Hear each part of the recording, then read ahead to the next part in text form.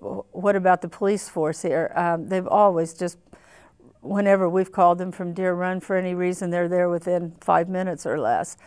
My husband took the police academy course that they give for retired people, and they really reach out.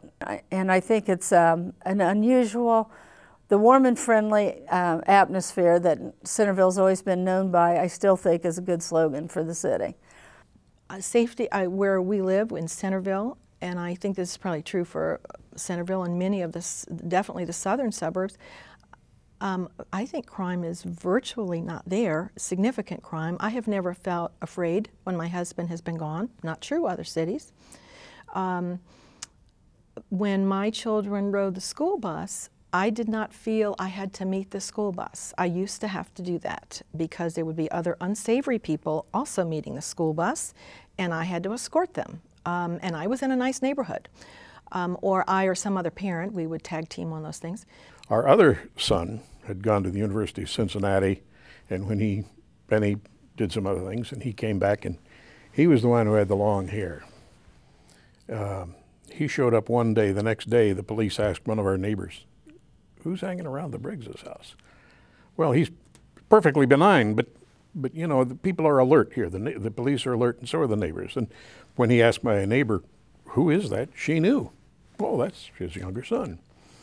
But it was very comforting to us to experience that. We got it third hand. Nobody from the city hall called or anything. It was just the idea that everybody's tuned into what's going on here. And then also just safety things.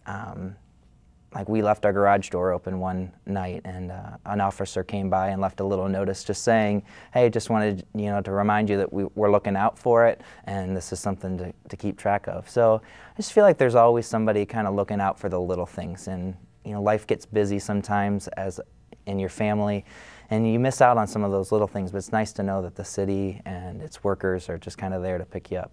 On Halloween, there were police driving around, and fire trucks in our neighborhood, and where I came from, that never meant anything good. So, we're all standing, what's going on in the neighborhood? Whisper. Finally, somebody tells us, they're driving around passing out candy. That's what they do on Halloween.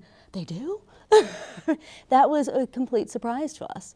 And so, to me, that's just a great, partnership between the services and the communities, and I think that's a great thing for the kids to see, because I don't think that kids should just know that the fire and police are there when something bad is happening. Those are people they should be looking up to.